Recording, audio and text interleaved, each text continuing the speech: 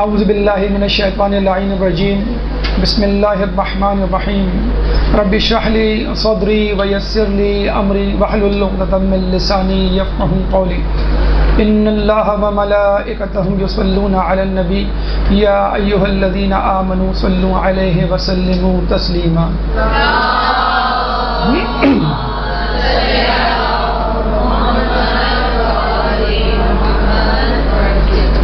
ماہ رمضان کے حوالے سے خطبہ شعبانیہ کے بارے میں گفتگو ہو رہی تھی، اور اس ضمن میں ہم نے آپ سے فرمایا تھا کہ خطبہ شعبانیہ کے 12 پیغامات انشاءاللہ ہمیں آپ کے گوش گزار کرنے ہیں، اور اس ضمن میں خطبہ شعبانیہ کے 3 حصے ہم نے سہولت کے لیے کیے تھے۔ خطبہ شعبانیہ کا پہلا حصہ ماہ رمضان کے فضائل کے حوالے سے ہے، دوسرا یا درمیانی حصہ اعمال ماہ رمضان کے حوالے سے ہے، اور تیسرا اور آخری حصہ فضائل علی کے حوالے سے ہے۔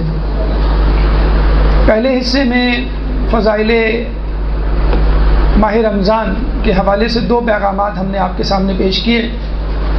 پہلا پیغام یہ کہ ماہ رمضان اللہ کا مہینہ ہے، جیسے کہ حدیث قدسی ہے کہ روزہ میرے لیے ہے اور میں ہی اس کی جزا دوں گا۔ دوسرا پیغام کہ ہم اللہ کے مہمان ہیں اس مہینے میں، چنانچہ ہماری کس طرح پذیرائی کی جاتی ہے اس کا احوال آپ کے سامنے پیش کیا گیا۔ 2 پیغامات ماہ رمضان کے فضائل کے حوالے سے آپ تک پہنچانے کے بعد ہم اس خطبہ شعبانیہ کے درمیانی حصے کی گفتگو کر رہے تھے۔ درمیانی یا وسطی حصے کے حوالے سے پہلا پیغام ہم نے آپ کو یہ پہنچایا کہ رسول نے فرمایا کہ ماہ رمضان کی بھوک پیاس سے قیامت کی بھوک پیاس کو یاد کرو، یعنی یاد قیامت، اور اس کی تیاری کرو۔ دوسرا پیغام آپ تک یہ پہنچایا کہ یہ مہینہ توبہ استغفار کا مہینہ ہے، چنانچہ اپنے گناہوں کے لیے توبہ استغفار طلب کرو۔ تیسرا پیغام اس ماہ رمضان کے فضائل اعمال کے حوالے سے یہ ہے کہ انسان اس مہینے میں لوگوں کو افطار کے لیے دعوت دے اور اپنی خوشی میں افطار میں لوگوں کو شریک کرے، تو اس کو وہی ثواب ملے گا جو روزہ رکھنے والے کو ملتا ہے، چاہے آپ آدھی کھجور یا 1 گھونٹ پانی سے ہی اس ثواب کو کیوں نہ حاصل کریں، لیکن کوشش کریں اس ثواب کو حاصل کریں۔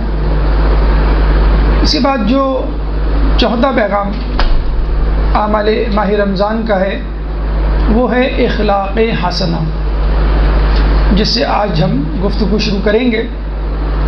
تو خطبہ شعبانیہ کے وسطی حصے درمیانی حصے کا چوتھا پیغام اخلاق حسنہ، اور اگر ہم ابتدائی حصے کے 2 پیغامات ملا لیں تو مجموعی طور پہ 6ٹھا پیغام۔ اخلاق حسنہ کے حوالے سے رسول خدا فرماتے ہیں اللہم صل علی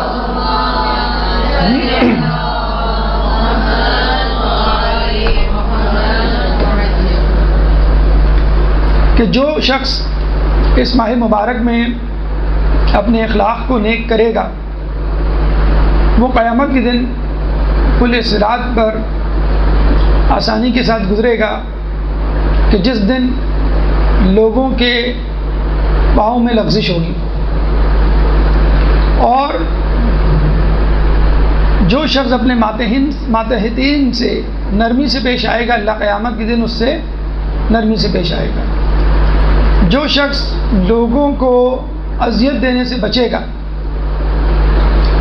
اللہ تعالیٰ قیامت کے دن اسے اپنے غضب سے بچائے گا۔ جو کسی یتیم پر احسان کرے گا اللہ تعالیٰ قیامت کے دن اس پر احسان کرے گا۔ جو اپنے رشتہ داروں سے صلح رحمی کرے گا اللہ تعالیٰ قیامت کے دن اسے اپنی رحمت سے متصل کرے گا، اور جو شخص رشتہ داروں سے قطع تعلق کرے گا اللہ قیامت کے دن اس سے اپنے رحم کو قطع کرے گا۔ اس ٹکڑے میں شعبان خطبہ شعبانیہ کے اخلاقیات کے اوپر گفتگو کی گئی ہے اور لوگوں کے معاملات کو موضوع بحث بنایا گیا ہے۔ اس سے پہلے کہ ہم اس موضوع اس ٹکڑے اس خطبے اس پیراگراف پہ گفتگو کریں، ایک اشکال جو آپ کے ذہن میں وارد ہوتا ہے اس کو ایڈریس کرتے چلیں، وہ یہ کہ دیکھیں روزہ عبادت کا نام ہے، نماز عبادت کا نام ہے، اور عبادت کا معاملہ کا مطلب ہے حقوق اللہ کے حقوق، اور دین کے دو حصے ہیں، حقوق اللہ کے حقوق اور حقوق العباد بندوں کے حقوق۔ جب ہم اللہ کے حقوق کی بات کرتے ہیں تو فقط اللہ اور آپ کے درمیان تعلق، رابطہ اور حقوق و فرائض کی بات ہوتی ہے، اور جب ہم حقوق العباد کی بات کرتے ہیں آپ کے اور لوگوں کے درمیان رابطہ، تعلق اور حقوق و فرائض کی بات ہوتی ہے، اور بہت فرق ہے دونوں میں۔ مثلا ایک فرق یہ ہے کہ آپ کے اور اللہ کے درمیان جو تعلق ہے، رابطہ ہے، اگر بگڑ جائے تو اللہ بآسانی معاف کر دیا کرتا ہے، فقط خلوص نیت درکار ہے۔ لیکن آپ کے اور لوگوں کے درمیان معاملہ بگڑ جائے، یعنی آپ حقوق نہ ادا کریں، کوئی آپ کے حقوق نہ ادا کرے، آپ اس کے فرائض نہ ادا کریں، تو لینے والا یعنی جس کے حق آپ نے حق ادا نہیں کیا ہے، وہ چاہے تو معاف نہ کرے، چاہے آپ کتنے ہی خلوص نیت سے معافی مانگے، دونوں ایک الگ الگ جہتیں ہیں۔ لیکن یہاں حیرت ہوتی ہے کہ اللہ تعالیٰ ماہ رمضان میں روزے جیسی عبادت کے متعلق گفتگو کر رہا ہے رسول کے ذریعے بزبان رسول، لیکن گفتگو کرتے کرتے حقوق اللہ کے درمیان حقوق العباد کو لے کر آ گیا ہے۔ تو یہاں سے ہمیں یہی نتیجہ اخذ کرنا چاہیے کہ اللہ کی رضا کا راستہ بندوں کی رضا سے ہوتے ہوئے گزرتا ہے، یعنی جب تک آپ کے گھر والے آپ سے خوش نہیں ہیں، جب تک آپ کے دوست احباب آپ سے خوش نہیں ہیں، آپ کا محلہ آپ سے خوش نہیں ہے، اس وقت تک آپ کا خدا بھی آپ سے خوش نہیں ہوگا۔ اور ہمیں ملتا ہے کہ اصحاب نے ایک دفعہ رسول اللہ سے ایک عورت کے بارے میں تعریف کی کہ بڑی متقی پرہیزگار عابدہ عورت ہے، بہت عبادت کرتی ہے، اور جب رسول نے اس کا سلوک، اس کا برتاؤ اس کے اہل محلہ پڑوس کے حوالے سے کیا تو لوگوں نے کہا کہ وہ اپنے پڑوسیوں سے بہت بد اخلاقی سے پیش آتی ہے، تو رسول اللہ نے کہا کہ وہ عورت جہنم میں جائے گی اور اس کے نماز روزہ اکارت ہو جائیں گے۔ تو آپ نے دیکھا کہ ایک انسان کتنی عبادت کیوں نہ کر لے لیکن اپنے آس پاس کے لوگوں سے اخلاق سے نہیں پیش آتا، ابھی تو حقوق و فرائض کی بات ہی نہیں ہو رہی ہے، اخلاق سے بھی پیش نہیں آئے گا تو اس کے سارے اعمال اکارت ہو جائیں گے۔ بس یہیں پہ رک کر اس خطبہ شعبانیہ کے موڑ کو سمجھنے کی کوشش کریں کہ جب تک آپ ماہ رمضان میں لوگوں کے حقوق ادا نہیں کریں گے آپ کا روزہ بھی قبول نہیں ہوگا۔ ہم روزہ رکھتے ہیں، بد اخلاقی کا مظاہرہ کر رہے ہوتے ہیں، چڑچڑاہٹ کا مظاہرہ کر رہے ہوتے ہیں، جھنجھلاہٹ کا مظاہرہ کر رہے ہوتے ہیں، بچوں کو ڈانٹ رہے ہوتے ہیں، بزرگوں سے صحیح منہ بات نہیں کر رہے ہوتے ہیں۔ کیا وجہ ہے؟ بھائی روزہ ہے۔ بھائی آپ کا روزہ تو قبول اسی وقت ہوگا جب آپ کا موڈ ٹھیک ہوگا، جب آپ کا اخلاق ٹھیک ہوگا۔ تو آپ اس عورت کو یاد کیجئے کہ جو اپنی پڑوسی سے خوش اخلاقی سے پیش نہیں آتی تھی اور اس وجہ سے اس کے اعمال اکارت ہو گئے۔ اگر آپ روزہ رکھنے کے بعد اپنے گھر والوں پہ چیخ رہے ہیں، چیخ پکار کر رہے ہیں کہ مجھے افطار میں جو ہے وہ چائے نہیں ملی، مجھے افطار میں جو ہے وہ پکوڑے نہیں ملے، مجھے افطار میں جو ہے وہ کھانا نہیں ملا، یا مجھے جو ہے وہ بتلایا نہیں، اٹھایا نہیں مثلا سحری میں، یا میرے لیے پراپر آرام کا انتظام نہیں کیا، لوگ ایک دوسرے سے جھگڑ رہے ہوتے ہیں اور جس کا جس پر بس چلتا ہے وہ اس سے جو ہے وہ اپنے دل کی جو ہے وہ بھڑاس نکال رہا ہوتا ہے، غصہ اتار رہا ہوتا ہے، باس جو ہے ماتحتین پر غصہ کر رہا ہوتا ہے، اور پھر گھر آ کے وہ شخص جو ہے اپنی بیوی پہ غصہ کر رہا ہوتا ہے، بیوی جو ہے وہ اپنے بچوں پر جو ہے وہ سارا غصہ اتار رہی ہوتی ہے۔ تو یاد رکھ لیجئے کہ ماہ رمضان میں چڑچڑاہٹ، جھنجھلاہٹ، غصہ، قوت برداشت، حلم، بس اسی کا نام ہے روزہ۔ اسی کو کنٹرول کرنے کے لیے روزہ بھیجا گیا ہے کہ تم جو ہے روزے کی حالت میں اپنے آپ کو کنٹرول کر لو تو عام حالت میں بھی اپنے آپ کو کنٹرول کر لو گے۔ جب بھی ہم دیکھتے ہیں، ہمیں کہا گیا ہے کہ نرمی سے پیش آؤ، اور یہ کہا بھی گیا ہے کہ دین کا حسن ہے نرمی۔ اگر رسول اللہ جن کے بارے میں کہا گیا ہے کہ رسول اگر تم ان لوگوں کے لیے سخت ہوتے، یعنی اصحاب کے لیے، تو کوئی تمہارے درمیان تمہارے ساتھ نہ ٹھہرتا۔ فرعون کتنا بڑا ظالم، خدائی کا دعوے دار، اس کے لیے جب اللہ موسیٰ علیہ السلام کو کہہ رہا ہے تو کہہ رہا ہے کہ تم جا کے اس سے نرمی سے بات کرو۔ تو یہ وہ لہجہ ہے، یہ وہ اخلاق ہے کہ جس کو مد نظر رکھنا چاہیے ہمیشہ۔ بہت سے لوگوں کو کہا جاتا ہے کہ بھی ہم نرمی سے پیش آئیں اپنے گھر والوں سے، اپنے پڑوس والوں سے، تو لوگ کہتے ہیں کہ ہمارے گھر والے ہی ٹھیک نہیں ہیں، نہ ابو ٹھیک ہے، نہ امی ٹھیک ہے، نہ ساس، نہ سسر، نہ دیور، نہ بڑے بھائی، سب اپنی اپنی دھن میں مگن ہیں، ایک بس ہم ہی دیندار ہیں، تو ہم کیسے ان سے ٹھیک سے یا صحیح منہ بات کریں؟ یا ہمارا پڑوسی جھوٹا ہے، یا ہمارا پڑوسی ہمیں تکلیف دیتا رہتا ہے، یا ہمارا پڑوسی جو ہے وہ ہماری چغلی کرتا رہتا ہے۔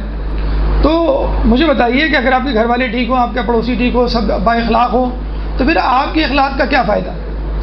آپ کو اخلاق کا مظاہرہ انہی لوگوں سے کرنا ہے کہ جو آپ سے بد اخلاقی کا مظاہرہ کرنا ہے، آپ کو انہی سے جڑنا ہے جو آپ سے قطع تعلق کرنے کے در پر ہیں۔ تو قطع تعلق کے حوالے سے آپ نے سنا ہوگا کہ روزی اور عمر دونوں میں کمی ہوتی ہے، تو ماہ رمضان میں آپ کو بتلایا جا رہا ہے کہ اس قطع تعلق کو ختم کرو۔ اگر قطع تعلق آپ کو کرنا ہے تو شیطان سے کیجیے، جو دین کے دشمن لوگ ہیں ان سے کیجیے، اگر وہ رشتہ داروں میں شامل نہیں ہیں، ورنہ ان سے بھی ایک واجبی سے تعلق تو بہرحال آپ کو رکھنا ہے۔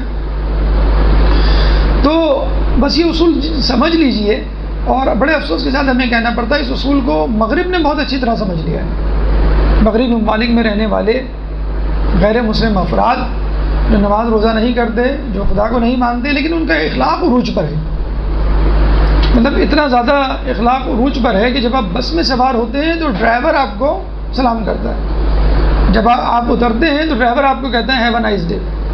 اتنا زیادہ اخلاق جو ہے وہ عروج پر ہوتا ہے۔ ہمارے یہاں سوری یا پلیز، برائے مہربانی، معذرت جیسے الفاظ جو ہیں مفقود ہو چکے ہیں، تو غیروں سے تو ہم بالکل توقع ہی نہیں کرتے، نہ خود کبھی توجہ دیتے ہیں، اور گھر میں بھی یہی ہے کہ گھر میں بھی جو ہے ایک دوسرے کا شکریہ ادا کرنا جو ہے وہ لوگوں کو بہت زیادہ گرا گزرتا ہے۔ تو ماہ رمضان ہمیں بتلاتا ہے کہ ماہ رمضان میں آپ خوش اخلاقی سے کیسے پیش آئیں، اور اس خوش اخلاقی میں سب سے پہلے آپ کا گھر، اور اس کے بعد جو ہے وہ دوسرے افراد۔ بس یہاں رک کے ایک نقطہ معترضہ آپ کے سامنے پیش کرتے چلیں کہ دیکھیں، جب رسول اللہ نے یہ کہا کہ کیا وہ اپنے پڑوسیوں سے صحیح سے پیش آتی ہے، تو اصحاب نے کہا وہ بد اخلاق عورت ہے، پڑوسیوں سے بد اخلاقی سے پیش آتی ہے۔ تو اہل محلہ کو اذیت دینے سے آپ کی عبادت حبط ہو جاتی ہے، تو جو لوگ اہل بیت کو اذیت دیں ان کے اعمال کیوں نہیں حبط ہوں گے؟ تو سب سے پہلے اہل بیت، ان کی مودت، ان کی محبت، ان سے اخلاق اس دنیا میں نہیں بھی موجود ہیں تو بھی، اور اس کے بعد ان کے چاہنے والوں سے، اور اس کے بعد جتنے بھی لوگ آپ کے آس پاس موجود ہیں ان سے۔ تو یہ وہ خوش اخلاقی ہے جس کے بارے میں ویسے بھی حدیث میں وارد ہوا ہے کہ قیامت کے دن سب سے زیادہ وزنی عمل جو ہے وہ خوش اخلاقی کا ہوگا، اور یہ بھی کہا گیا ہے کہ جو خوش اخلاق ہوتا ہے وہ بالکل ایسا ہی ہے کہ جس نے دن میں روزہ رکھا، بالکل ایسا ہی شخص ہے۔ تو یہ وہ خوش اخلاقی ہے جس کے بارے میں رسول اللہ نے خطبہ شعبانیہ کے درمیانی حصے میں گفتگو کی۔ اس کے بعد پانچواں پیغام اعمال ماہ رمضان کے حوالے سے، اور مجموعی طور پہ اگر ہم دیکھیں تو ساتواں پیغام اذکار الہی۔ ایک درود پڑھ دیں محمد والے محمد۔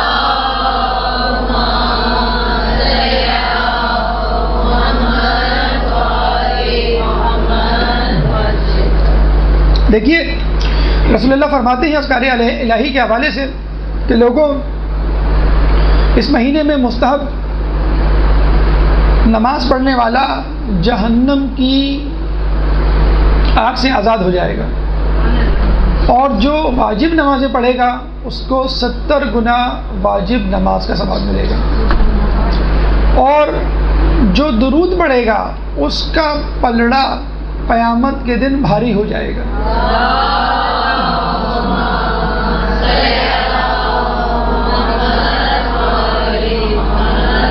اور جو قرآن کی ایک آیت کی تلاوت کرے گا اس کو پورے قرآن کا ثواب ملے گا۔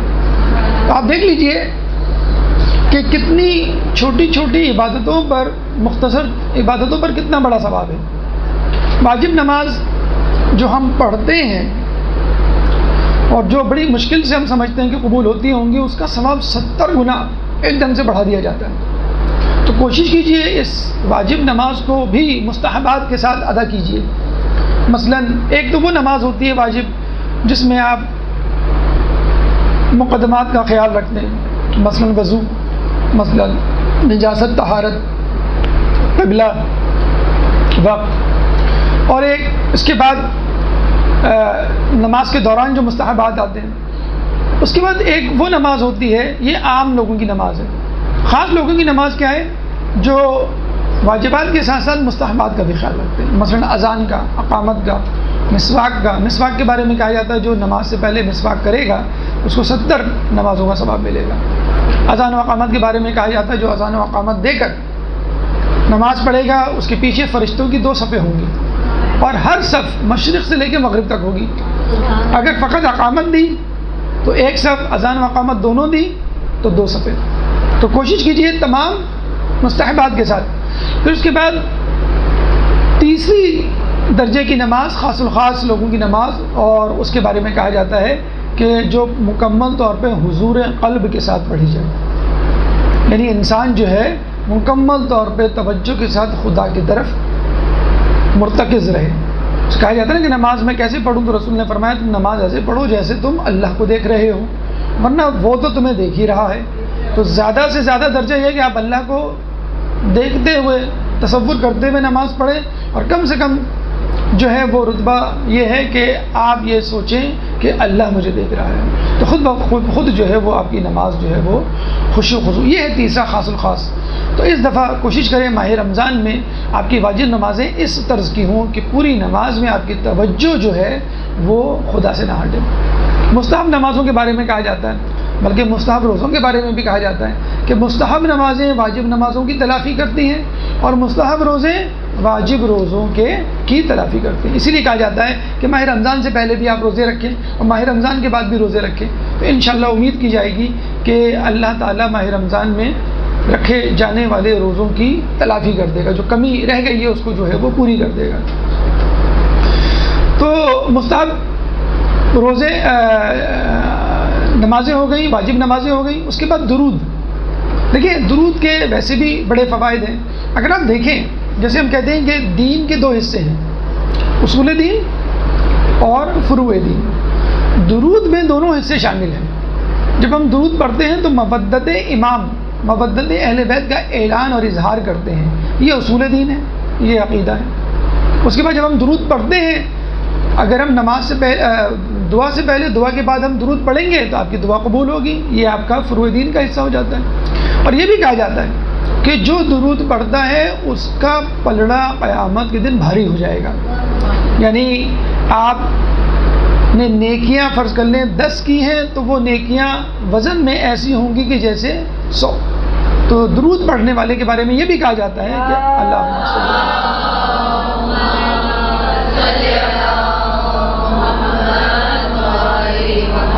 یہ بھی کہا جاتا ہے کہ اگر کوئی شخص گناہ کرے اور اس کی کوئی تلافی ممکن نہ ہو، کچھ گناہ ایسے ہوتے ہیں جو آپ کو لگتا ہے کہ کبھی معاف نہیں ہوں گے، شاید جو آپ کو لگتا ہے کہ میں کیا جرمانہ دوں، مجھے سمجھ میں نہیں آتا.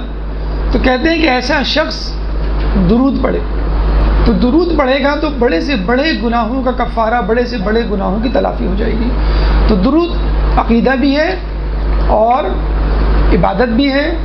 درود آپ کی دعاؤں کو قبول کرنے کی ایک وجہ، ایک سبب بھی ہے، اور درود آپ کے عمل کے وزن کو بڑھا دیتی ہے. پھر رسول فرماتے ہیں کہ جو شخص اس مہینے میں قرآن کی ایک آیت پڑھے گا اس کو پورے قرآن پڑھنے کا ثواب ملے گا. دیکھیں ہماری پوری عمر گزر جاتی ہے، سال ہمارا گزر جاتا ہے، مہینہ گزر جاتا ہے، لیکن قرآن کو چھونے کی نوبت نہیں آتی، قرآن کو پڑھنے کی نوبت نہیں آتی. چاہے جائے کہ آپ کو کہا جائے کہ آپ جو ہے وہ پورا قرآن پڑھیں. اچھا ضروری بھی نہیں ہے کہ قرآن شروع سے لے کے آخر تک پڑھیں، قرآن کھول کے پڑھیں. ٹھیک ہے، ان کا ثواب اپنی اپنی جگہ ہے کہ قرآن کو دیکھ کر پڑھنے کا ثواب زیادہ ہے بنسبت بغیر دیکھے، کیونکہ آپ دیکھ بھی رہے ہیں اور پڑھ بھی رہے ہیں. لیکن کچھ لوگ جب یہ کہتے ہیں کہ بھئی قرآن کھولیں گے پڑھیں گے تو دیکھا جائے گا، تو سستی کاہلی ایک آڑے آ جاتی ہے. تو اس کا بہترین طریقہ یہ ہے کہ جو سورہ آپ کو زبانی یاد ہے، سورہ حمد یاد ہے آپ کو، سورہ توحید یاد ہے، سورہ فیل، سورہ ناس، سورہ لہب، سورہ فلق وغیرہ چاروں کل، تو کم از کم آپ ان سوروں کو تو پڑھیں اور ہر وقت پڑھیں. اب سورہ حمد ہے، اس میں 7 آیات ہیں، تو 7 مرتبہ قرآن ختم کرنے کا آپ کو ثواب مل جائے گا. تو ضروری نہیں ہے کہ آپ کھولیں اور اس کو دیکھ کے پڑھیں، کوئی نئی سورہ پڑھیں. جب ہم کہتے ہیں نا قرآن پڑھیں تو ہم سمجھتے ہیں کہ بس سورہ الحمد پھر بقرہ اور پھر سورہ ناس تک پڑھنا ہے. جو بھی سورہ آپ کو یاد ہے، چلتے پھرتے، آتے جاتے، اٹھتے بیٹھتے، بستر پہ آپ لیٹے ہوئے لیٹے اٹھنے میں 5-10 منٹ لگ جاتے ہیں، اس میں جتنے بھی سورہ آپ کو یاد ہیں پڑھ ڈالیں. بستر پہ آپ جاتے ہیں تو عادت بنا لیں کہ جب تک نیند نہیں آئے گی مجھے سورہ پڑھنا ہے، جتنی بھی مجھے آپ کو سورہ یاد ہے. تو ہر سورہ میں ایک آیت پر ایک قرآن کا ثواب بیٹھے بیٹھائے. ورنہ تو آپ پورا قرآن پڑھیں گے تو انشاءاللہ 6000 سے زیادہ آیات ہیں، تو 6000 سے زیادہ مرتبہ قرآن ختم کرنے کا ثواب ملے گا. اس مہینے میں ٹارگٹ بنائیں کہ ہمیں صرف ثواب نہیں حاصل کرنا بلکہ اس سے ہدایت بھی حاصل کرنی ہے. ہدایت کیسے حاصل ہوگی؟ کہ جو سورہ آپ کو یاد ہیں ان کا ترجمہ بھی یاد کریں. جن کا ترجمہ یاد ہے ان کی تفسیر، ان کا بیک گراؤنڈ، پس منظر، شان نزول بھی یاد کریں اور مفاہیم سمجھنے کی کوشش کریں. کم از کم وہ سورہ جو آپ کو زبانی یاد ہیں، وہ سورہ جو آپ نماز میں پڑھتے ہیں، ان کا ایک بیک گراؤنڈ، ان کا ترجمہ، ان کا ایک جسے کہتے ہیں خلاصہ آپ کے ذہن میں ہو. لوگ کہتے ہیں اکثر کہ ہم نماز پڑھتے ہیں ہماری توجہ نہیں ہوتی، اسی وجہ سے نہیں ہوتی کہ نماز میں جو کچھ ہم پڑھ رہے ہوتے ہیں اس کے معنی اور مفاہیم ہی نہیں معلوم آپ کو. تو کم از کم اس ماہ رمضان میں ٹارگٹ بنائیں کہ ہم جو نماز میں جتنے بھی اذکار الہی کرتے ہیں ان تمام کے ترجمے اور مفاہیم آپ کو یاد ہوں، اور جتنے سورے آپ کو یاد ہیں ان کو تفسیر کے ساتھ، شان نزول کے ساتھ آپ کو اس دفعہ حل کرنا ہے. اور ویسے بھی تفہیم القرآن کے حوالے سے بہت سارے کورسز، کتابیں مارکیٹ میں دستیاب ہیں. اگر آپ ٹارگٹ بنائیں، اس میں آسان عربی گرامر دی ہوئی ہوتی ہے. مہینے میں اگر آپ 1 گھنٹہ بھی لگائیں تو کم از کم قرآن کی حد تک اس کا ترجمہ آپ کو سمجھ میں آ جائے گا. مطلب سورہ نئی بھی ہو آپ کے لیے، جب آپ سنیں گے تو اس کا ترجمہ آپ بتلا سکتے ہیں کہ اس آیت کا یہ ترجمہ ہے. یعنی وہ گرامر جو فقط قرآن کو سمجھنے کے لیے ضروری ہے. تو تفہیم القرآن کے نام سے کتابیں بازار میں دستیاب ہیں. تو کوشش کریں اس مہینے قرآن پہ غور و فکر کریں، قرآن کی گرامر، قرآن کا ترجمہ، قرآن کی تفسیر، تاکہ جب آپ قرآن پڑھیں یا ویسے بھی نماز میں یا نماز کے علاوہ تو آپ کو وہ چیزیں، وہ منظر، موسیٰ علیہ السلام کا قصہ پڑھ رہے ہیں آپ، جو ہے ابو لہب کی کہانی پڑھ رہے ہیں آپ، جو ہے وہ ابابیل کا قصہ پڑھ رہے ہیں، تو وہ تمام چیزیں، منظر نامے آپ کے سامنے آ جائیں. تو ماہ رمضان میں آپ کو مستحب نمازیں بھی پڑھنی ہیں. ماہ رمضان میں مستحب نمازوں میں ایک تو پنجگانہ نماز کی جو نوافل ہیں وہ آ جاتے ہیں. عموماً نہیں پڑھتے ہم، ٹھیک ہے کوئی بات نہیں، لیکن ماہ رمضان میں کم از کم اس کا اہتمام کریں. آپ کو جہنم سے آزادی مل رہی ہے. مستحب نماز پڑھنے کا ثواب کیا ہے؟ جہنم سے آزادی. تو اگر فرض کر لیں آپ کو سستی ہوتی ہے تو بہت آسان طریقہ ہے کہ جن نمازوں کی نافلہ کم ہیں کم از کم اس سے ابتدا کریں. فجر اس دفعہ سحری میں آپ اٹھیں گے انشاءاللہ تو نماز شب پوری 11 رکعت کا ثواب کمانے کی کوشش کریں. 2 رکعت ہوتی ہے فقط، اور سب سے زیادہ تاکیداً مستحب ہے فجر کی نافلہ. 2 رکعت نماز ہوتی ہے، وہ آپ فجر سے پہلے پڑھ سکتے ہیں. عشاء کی بھی 2 رکعت ہوتی ہے، وہ تو بیٹھ کے پڑھنی ہوتی ہے، اس سے ابتدا کر لیں آپ. مغرب کی 2 اور 2 4 ہوتی ہیں.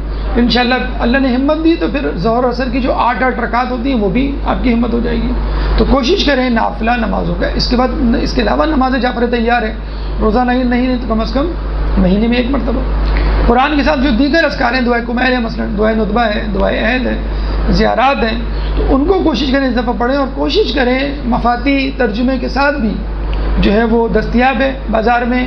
جو بھی دعا پڑھیں کوشش کریں اس تعقیبات نماز ہوتی ہے اس کا ترجمہ بھی ساتھ ساتھ پڑھیں. اور آپ چند دن زیارات اور دعاؤں کا ترجمہ ساتھ ساتھ پڑھیں گے تو آپ کو خود عربی سمجھ میں آ جائے گی. میں نے آپ کو اس سے پہلے بھی بتلایا تھا کہ ایک امریکی آیا تھا پاکستان میں، اس نے جو ہے وہ نیا مسلمان ہوا تھا، اس نے وہاں تقریر کی. تو تقریر وہ عربی میں کرنے لگا تو لوگوں نے کہا ہمیں عربی تو نہیں آتی. کہ نہیں پھر کیا آتا ہے؟ کہ نہیں انگلش آتی ہے. کہ نہیں حیرت کی بات ہے کہ آپ کے اردو میں کتنے الفابیٹس ہیں انگلش کے؟ تو ہم نے کہا ایک بھی الفابیٹ نہیں ہے. کہ نہیں عربی کے کتنے الفابیٹ ہیں؟ کہ سارے الفابیٹ ہیں، بلکہ ہمارے پاس زیادہ ہیں، عربی میں کم ہے. ڑے ہے، ٹے ہے، یہ ہے، یہ عربی میں نہیں ہوتا. تو اس نے کہا کہ آپ کو عربی آنی چاہیے یا انگلش؟ آپ کے لیے آسان کیا ہونا چاہیے؟ عربی آسان ہونی چاہیے، انگلش آسان ہونی چاہیے؟ عربی آسان ہونی چاہیے. اس طرح فارسی زبان ہے، اس کی بھی تمام حروف ہماری زبان میں موجود ہے. تو فارسی اور عربی تو ہمارے لیے بہت آسان زبان ہے، اس کو ہمیں فوراً سیکھ لینا چاہیے۔ عربی تو سب سے مشکل ہے اور انگلش تو سب سے مشکل ہے دیکھا جائے الفابیٹس کے اعتبار سے، اور حقیقت میں ہماری عمریں گزر جاتی ہیں اور انگلش صحیح طور پہ نہیں آ پاتی۔ تو اس رمضان میں، ماہ رمضان میں ٹارگٹ بنائیں کہ ہمیں قرآن پڑھنا ہے، ترجمے سے پڑھنا ہے، اور جو دشمنوں کی تہمت ہے کہ شیعوں کو قرآن نہیں آتا، شیعوں کا قرآن الگ ہوتا ہے اور شیعوں جو ہے وہ قرآن کو نعوذ باللہ نہیں مانتے، تو اس زمانے میں یاد رکھیے کہ مولا نے جب قرآن پیش کیا تھا اصحاب کو اور یہ کہا تھا کہ میں نے قرآن کی تفسیر لکھی ہے اور اس کی تمام آیات کی شان نزول درج کر دی ہے، تو لوگوں نے یہ کہا تھا ہمیں تمہارا قرآن نہیں چاہیے، تو مولا نے کہا تھا کہ اب تم اس قرآن کو کبھی نہیں دیکھ سکو گے، اب پھر وہ قرآن واپس لے کے چلے گئے تھے۔ تو ہم اس قرآن کے بارے میں بات کرتے ہیں کہ اگر وہ قرآن ہوتا تو آج قرآن کے ہوتے ہوئے 73 فرقے نہ بنتے، لیکن افسوس لوگوں نے قرآن اور صاحب قرآن دونوں کا انکار کیا اور آج تک فرقوں میں بٹے ہوئے ہیں۔ ایک درود پڑھ دیں محمد والے محمد۔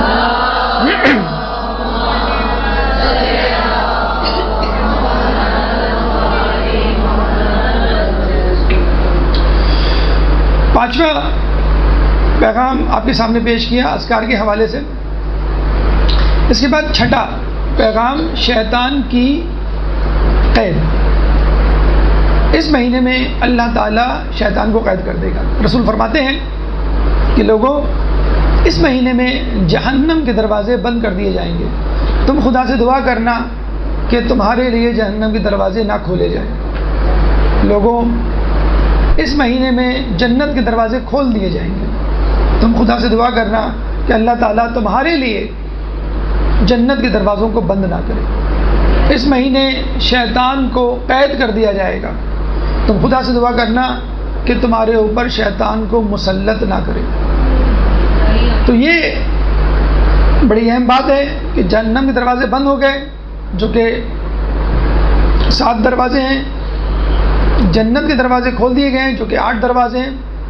اور کتنی حیرت کی بات ہے، کتنی فضیلت کی بات ہے کہ باب ریان خصوصی طور پہ روزے داروں کے لیے ایک باب ہے جس سے فقط روزے دار داخل ہوں گے، کسی اور عبادت کے لیے باقاعدہ ایک باب نہیں بنایا گیا ہے۔ اور شاید اس کی وجہ یہی ہے کہ روزے کی حالت میں ہم ہر عبادت کر سکتے ہیں، بعض اوقات 2 عبادتوں کو ایک ساتھ نہیں جوڑ سکتے، لیکن روزہ ایک ایسی چیز ہے جو ہر عبادت میں شامل ہوتا ہے۔ بلکہ نماز کے لیے تو کہا یہ ہے کہ مغرب کی نماز آپ ادا کرنے کے بعد روزہ کھولیں تاکہ روزے کی حالت میں آپ جو ہے نماز پڑھیں۔ تو جنت کے دروازے جب آپ کے لیے کھول دیے گئے، جہنم کے دروازے بند کر دیجیے گا، اس کا مطلب ہے خدا آپ کو جہنم سے آزادی دلوا رہا ہے اور جنت میں داخل کرنے کی تیاری کر رہا ہے۔ اور دوسری سب سے اہم بات جو اکثر ہمارے لیے پریشان کن ہوتی ہے، اور آپ نے اکثر دیکھا ہوگا تزکیہ نفس کے حوالے سے، گناہوں کو چھوڑنے کے حوالے سے ہم کتنی کوشش کر رہے ہوتے ہیں، لیکن کیا ہوتا ہے وہ گناہ نہیں چھٹ پاتا، وہ نیکی نہیں ہو پاتی۔ تو ہم بالآخر تھکار کے کیا کہتے ہیں کہ بھائی شیطان نے برگلا دیا، شیطان حاوی ہو گیا۔ اب اس مہینے میں آپ کے پاس کوئی ایکسکیوز نہیں ہونا چاہیے شیطان کے حوالے سے۔ اب کہاں کا شیطان، کون سا شیطان؟ شیطان تو پابند سلاسل ہو گیا۔ ایک شیطان کو 7 زنجیروں میں باندھا جاتا ہے اور 7 فرشتے ایک شیطان پر متعین ہوتے ہیں۔ اور یہ بھی آپ دیکھ لیجئے کہ شیطان کو اگر موقع ملے تو وہ زنجیر توڑ کے آ جائے۔ یہ استقامت اور یہ مسلسل اپنے مشن میں مشغول رہنا شیطان سے سیکھیے۔ شیطان 1 مہینے کی بھی قید یا چھٹی برداشت نہیں کر رہا، اور آپ نے دیکھا ہوگا جب وہ چھٹ کے آتا ہے چاند رات کو کس طرح تابڑ توڑ حملے کر رہا ہوتا ہے کہ مہینے بھر کا تقویٰ جو ہے وہ بہا کے لے جاتا ہے۔ ایک تو ماہ رمضان سے پہلے وہ اتنا ڈوز اور اتنی جسے کہتے ہیں کہ دوا دے چکا ہوتا ہے کہ آپ خوف غفلت سے بیداری نہیں ہو پاتے۔ جب بیدار ہوتے ہیں تو ماہ رمضان کے جانے کا وقت ہو رہا ہوتا ہے، جب آپ کہتے ہیں بھائی اب روزہ رکھنے میں مزہ آ رہا ہے، اب جی چاہ رہا ہے کہ ماہ رمضان جو ہے سال بھر رہے۔ اور جب آپ ماہ رمضان ختم کرتے ہیں تو وہ اس طرح کا ماحول پیدا کرتے تھا عید اور چاند رات میں کہ تمام تقویٰ جو بہہ جاتا ہے۔ تو سب سے پہلے تو آپ یہ سیکھیے کہ شیطان تیار نہیں ہے، زبردستی اس کو باندھا جا رہا ہے۔ یہ کیسا انسان ہے جو چھٹی مانگتا ہے کہ مجھے نماز نہیں پڑھنی آج، یا مجھے جو ہے وہ روزہ نہیں رکھنا، یا مجھے عبادت کی اللہ تعالیٰ کی اطاعت نہیں کرنی۔ تو یہ تمام چیزیں آپ کو مسلسل کرنی ہے، اور یہ شیطان سے سیکھیے استقلال کہ جب وہ آپ کو ورغلانے میں اور گناہ کروانے میں مسلسل لگا ہوا ہے تو آپ کیوں نہیں نیکی کرنے میں مسلسل لگے ہوئے۔ انسان کے 2 دشمن ہیں، ایک خارجی ایک داخلی. خارجی دشمن شیطان ہے اور داخلی دشمن نفس ہے. اب مسئلہ یہ ہے کہ نفس آپ کا اپنا ہے، آپ کو معلوم ہے آپ کی طبیعت کیا ہے، آپ کا مزاج کیا ہے، آپ کو معلوم ہے کہ آپ کے ویک پوائنٹس کیا ہیں، کون سے گناہ ہیں آپ فوراً سلپ ہو جاتے ہیں، کون سے گناہ ہیں کہ جو آپ انشاءاللہ کبھی نہیں کریں گے. تو بہت آسان دشمن ہے ماہ رمضان میں آپ کے سامنے جس کو پچھاڑنا ہے آپ کو. شیطان بڑا مشکل دشمن ہے، خارجی دشمن ہے، کفر پہ اڑا ہوا ہے، اس کے لیے مومن بننا، مسلمان بننا ناممکن ہے. اس نے خود اپنے لیے یہ کفر قرار دے دیا ہے. وہ کہاں سے حملہ کرے گا، کیسے حملے کرے گا آپ کو نہیں معلوم. آج وہ دولت دکھا کر آپ کو ورغلا رہا ہے، کل وہ شہرت کے بلبوتے پہ آپ کو ورغلائے گا، پرسوں وہ آپ کو تکبر کے ذریعے ورغلائے گا. آپ کو نہیں معلوم کہاں سے وہ حملہ کرتے اور کس صورت میں. بعض اوقات انسان کی صورت میں شیطان آ جاتا ہے. شیطان نے کہا تھا نا کہ میں انسان پر اوپر سے حملہ کروں گا، نیچے سے حملہ کروں گا، دائیں سے حملہ کروں گا، بائیں سے حملہ کروں گا، آگے سے حملہ کروں گا، پیچھے سے حملہ کروں گا. ایک دشمن جو آپ کو نظر ہی نہیں آ رہا، ایک دشمن جو مختلف سمتوں سے حملہ کر رہا ہے، اس کے لیے مقابلہ کرنا نہایت مشکل ہے، جس کے بارے میں آپ کو پوری معلومات بھی نہیں ہے.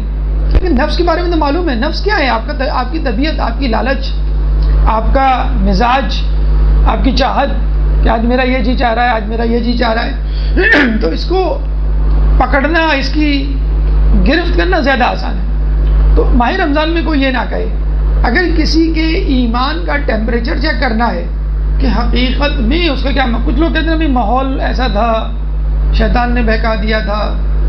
تو ماہ رمضان میں ماحول بھی اچھا ہوتا ہے، ماہ رمضان میں شیطان بھی پابند سلاسل ہوتا ہے. اگر اب آپ نے کوئی گناہ کیا تو سمجھ جائیے کہ آپ کا ایمان بس اسی درجے کا ہے، اور آپ نے اگر گناہ نہیں کیا تو اس کا مطلب ہے آپ کا ایمان بڑے اعلیٰ درجے کا ہے. بس فقط شیطان کو زیر کرنے کی دیر ہے. تو آپ کی آدھی رکاوٹ تو اللہ تعالیٰ نے ختم کر دی. بس آپ کا نفس ہے اندر کا جس کو آپ کو کنٹرول کرنا ہے، اور نفس کو قابو کرنے کے لیے بہترین طریقہ بھوکا رہنا ہے. تزکیہ نفس کے حوالے سے اگر آپ پڑھیں علماء اعلام کی گفتگو تو وہ یہی کہتے ہیں اگر اپنے نفس کو کنٹرول کرنا ہے تو آپ روزہ رکھیں، آپ اپنے آپ کو بھوک میں مبتلا کریں. دیکھیں ایک بات ہمیشہ یاد رکھیے، آپ کا نفس دنیا کی طرف مائل ہے، اور آپ کی جسے کہتے ہیں روح وہ یا بہترین نفس وہ آخرت کی طرف مائل ہے. آپ کا جسم جو ہے وہ دنیا کی طرف مائل ہے، اور آپ کا جو نفس ہے وہ قیامت کی طرف مائل ہے. اب کرنا کیا ہے؟ اگر جسم کا پلڑا بھاری ہوا تو وہ نفس کو اپنے ساتھ کھینچ لے گا، اگر نفس کا پلڑا بھاری ہوا تو جسم کو اپنے ساتھ کھینچ لے گا. پھر وہ طاہر، پاک و پاکیزہ نفس مطمئنہ میں تبدیل ہو جائے گا. جو ہم کہتے ہیں کہ نفس برا ہے، نفس دشمن ہے، یہ کون سا نفس ہے؟ یہ وہ نفس ہے جو جسم کے غلبے میں آ چکا ہے.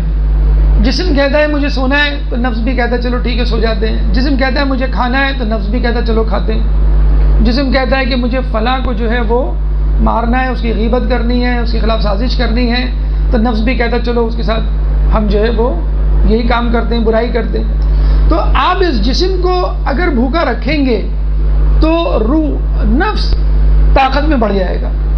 بس یہی آپ کو ماہ رمضان میں کرنا ہے. جب آپ اپنے جسم کو کمزور کریں گے تو یہ بالکل جسے کہتے ہیں کہ وہ ترازو کے دو پلڑوں کی طرح ہوتا ہے. جب آپ جسم کو مضبوط کریں گے تو یہ نفس پہ حاوی ہو جائے گا، جب آپ جسم کو کمزور کریں گے تو نفس جسم پر حاوی ہو جائے گا.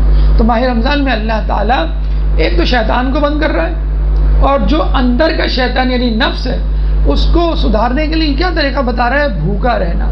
جب آپ بھوکے رہیں گے تو آپ کا جسم کمزور پڑے گا اور نفس پھر آپ کے جسم پر غالب آ جائے گا. جب نفس آپ کے جسم پر غالب آ جائے گا تو یوں سمجھ لیجئے آپ ہر کام عقل و شعور سے کریں گے.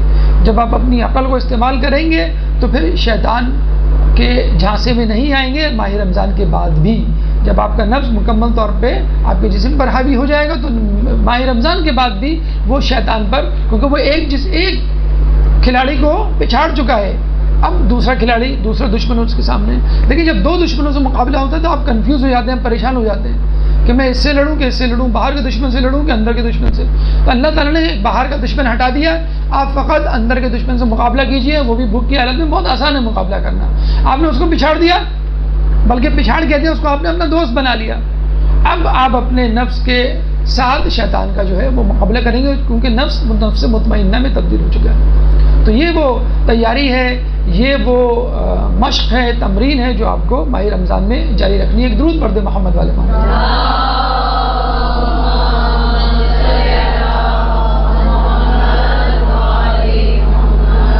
شیطان کو اللہ نے بند کر دیا ہے. اب آپ کو ماہ رمضان میں اپنی مکمل 100% ایفیشنسی کا مظاہرہ کرنا ہے. دیکھیے ماہ رمضان میں بہت سارے اعمال ہیں، ماہ رمضان میں بہت ساری برکتیں ہیں. ایک فطری سی بات ہے، اگر کسی کو کہا جائے کہ بھئی یہ اس کمرے میں خزانہ ہے اور میں تمہیں جو ہوں وہ 30 منٹ دے رہا ہوں، اس خزانے سے جتنے بھی قیمتی ہیرے جواہرات پتھر تم لے جا سکتے ہو لے جاؤ، اور آپ کو ایک کشکول دیا جا رہا ہے. اب سارا خزانہ تو اس میں نہیں ڈال سکتے آپ، تو آپ کیا کریں گے؟ آپ آس پاس میں کسی ایسے شخص کو جس کو خزانے کے بارے میں مکمل معلومات ہے اس سے پوچھیں گے کہ اس خزانے میں بہترین چیز کیا ہے، کیونکہ میرے پاس کشکول یہ جو برتن ہے وہ محدود ہے اور یہ خزانہ بہت بڑا ہے. بہترین چیز، بہترین پتھر، بہترین جیولری یا بہترین آئٹم کیا ہے؟ تو کہے گا بھائی اس میں بہترین چیز ہیرے ہیں. ظاہر سی بات ہے پھر ہیرے دیکھنے کے بعد آپ سونے کی طرف توجہ نہیں کریں گے، چاندی کی طرف توجہ نہیں کریں گے، تانبے کی طرف نہیں دیکھیں گے، لوہے کی طرف نہیں دیکھیں گے، آپ فقط ہیروں کو دیکھیں گے. تو دیکھیے جب رسول اللہ خود شعبانیاں دے رہے تھے اور اس کے آخری مراحل کی طرف جا رہے تھے تو مولا علی نے بہت خوبصورت سوال کیا. ہمارے حدیث ہے کہ حسن السوال نصف العلم. حسن سوال یعنی خوبصورت سوال، خوبصورتی سے سوال کرنا آدھے علم کے برابر ہے جس سے آپ سوال کر رہے ہیں. تو مولا نے کیا خوبصورت سوال کیا. مولا نے رسول اللہ سے پوچھا کہ اگر ہم اس مہینے کو پائیں، جس مہینے کی آپ فضیلت بیان کریں، اگر ہم اس مہینے کو پائیں تو اس مہینے میں بہترین عمل کون سا ہے جو ہم کریں؟ تو رسول اللہ نے جواب دیا محرمات الہی، اللہ کے حرام کردہ کاموں سے بچنا اس مہینے کا بہترین عمل ہے. دیکھیں کوئی نماز نہیں بتائی اللہ نے، اللہ کے رسول نے کوئی جو ہے وہ ذکر نہیں بتایا، کوئی اور چیز نہیں بتائی. بہترین عمل میں کس کو کہا؟ گناہوں سے پرہیز کرنا ہے. اور فقط یہ نہیں کہا کہ گناہوں سے پرہیز، بلکہ کیا کہا؟ اللہ نے جو معین کر دی ہیں گناہ، اللہ نے جو چیزیں حرام کر دی ہیں ان سے بچنا. کیوں؟ کہ رسول کو معلوم تھا، اللہ کو معلوم تھا کہ آخری زمانے میں بہت ساری حرام چیزوں کو حلال طریقے سے پیش کیا جائے گا اور آدمی اس میں مبتلا ہو جائے گا. بہترین مثال، کیونکہ ماہ رمضان ہے اس حوالے سے، اور آپ لوگوں کو اس طرف توجہ بھی دلانی ہے. ٹی وی پروگرامات، اس میں ایسے حرام پروگرامات، حرام چیزیں ہوتی ہیں جس میں آپ جس کو آپ بڑے مزے سے لے کے دیکھ رہے ہوتے ہیں، اور ماہ رمضان کے گزر جانے کے بعد پھر گلا شکوہ کر رہے ہوتے ہیں کہ ہمیں تو اپنے تقوی اور ہم نے تو اپنی تزکیہ نفس کے حوالے سے کوئی پیش رفت ہوتی ہوئی محسوس نہیں ہوئی. کیوں؟ کہ آپ نے دن بھر روزہ رکھ کر افطار کے وقت ٹی وی کے آگے بیٹھ کے وہ سارے تقوی کو بہا دیا. ماہ رمضان میں جو پروگرامات آپ دیکھتے ہیں اچھل کود والے، جس میں اب تو چیف جسٹس صاحب نے بھی نوٹس لے لیا ہے، بے حجاب خواتین، میوزک، لالچ کی ترغیب، احانت. اگر پروگرام دینی بھی ہے تو بیچ میں جو اس کے ایڈورٹیزمنٹ آ رہے ہیں، اشتہارات آ رہے ہیں، وہ اب تو مطلب کرکٹ بھی گناہ کے بغیر نہیں ہوتا. آپ نے دیکھا ہوگا نا، کرکٹ آ رہا ہے اس کے ساتھ جو ہے وہ ٹی وی اینکر یا اینکرا جو ہوتی ہے بے حجاب وہ آ رہی ہے، میوزک چل رہی ہوتی ہے اور تمام تر خرافات ہو رہی ہوتی ہیں. تو ماہ رمضان میں پروگرامات کو بھی ایسے بنا دیا گیا ہے کہ اس میں حلال حرام اس طرح مکس ہو گیا ہے کہ آپ جب اٹھتے ہیں تو کسی بھی قسم کی جو ہے وہ آپ کو جو ہے وہ تقوی میں افادیت جو ہے وہ محسوس نہیں ہوتی. اس کا بہترین طریقہ یہ ہے، اس کی بجائے آپ علماء کے دروس سنیں. دروس شروع ہو، ٹی وی آن، دروس ختم، ٹی وی بند. یا اب انٹرنیٹ کا زمانہ آ چکا ہے، آپ کے پاس لیپ ٹاپ موجود ہے، آپ کے پاس ایسے اینڈرائڈ ٹی وی موجود ہے کہ آپ ڈائریکٹ جو ہے وہ دروس لگا دیں، خود مدد القائم کے دروس لگا دیں، اور جو دوسری ویب سائٹ ہے ان کے دروس لگا دیں. اور ان دروس کو اگر زیادہ انٹرٹینمنٹ چاہیے، آپ کہتے ہیں نہیں مجھے تھوڑی سی انٹرٹینمنٹ تو چاہیے، بچے بھی بہرحال، تو موویز جو اسلامی موویز ہیں، امیر مختار ہے، پروفٹ یوسف ہے، پروفٹ سلیمان ہے، آئمہ بے موویز بنی ہوئی ہیں. ایران میں بہت سارے ایسے ڈرامے ہیں جو سوشل ایشوز پہ بنے ہوئے ہوتے ہیں. ہمارے تو پورا ڈرامہ جو ہے وہ ہیرو ہیروئن کے گرد گھوم رہا ہوتا ہے زندگی کا مقصد عشق و عاشقی کرنا. مطلب پورا مقصد انہوں نے زندگی کا یہی بنا دیا ہے کہ اس کے بغیر آپ زندگی گزارتے ہی نہیں ہیں. تو اب جو پروگرامات آ رہے ہوتے ہیں اس میں بھی جو ہے وہ اس طرح کے لہو و لعب کی چیزیں ہوتی ہیں کہ انسان جب اٹھتا ہے تو اب ظاہر سی بات ہے ان کو معلوم ہے کہ تمام لوگ ماہ رمضان میں مشغول ہیں تو کوئی بھی ٹی وی نہیں دیکھے گا. جیسے آپ نے دیکھا ہوگا ماہ محرم میں فوراً مجالس لگا دی جاتی ہیں، اسی طرح آپ ماہ رمضان میں بھی جو ہے وہ پروگرامات دکھائے جاتے ہیں ماہ رمضان کے حوالے سے. اور بیچ بیچ میں اس میں اتنا زیادہ جسے کہتے ہیں کہ ملاوٹ کر دی جاتی ہے کہ آدمی جب اٹھتا ہے تو کہتا ہے کہ میرے ایمان میں کوئی اضافہ نہیں ہوا، بلکہ اچھا اس کا احساس آپ کو رمضان میں بھی نہیں ہوگا. آپ اس طرح فلو میں بہہ جائیں گے. کب ہوگا احساس؟ جب رمضان چلا جائے گا کہ ماہ رمضان میں اگر ہم کم از کم ٹی وی ہی سے اعتراض کر لیتے تو ہمارا جو ہے وہ تقویٰ بہت زیادہ بچ جاتا. پروگرامات کب آ رہے ہوتے ہیں؟ عین افطار سے پہلے، جس کے لیے کہا گیا ہے کہ وہ دعا کا وقت ہے. پروگرامات کب آ رہے ہوتے ہیں؟ سحری سے پہلے، جو نماز شب کا ٹائم ہو رہا ہوتا ہے.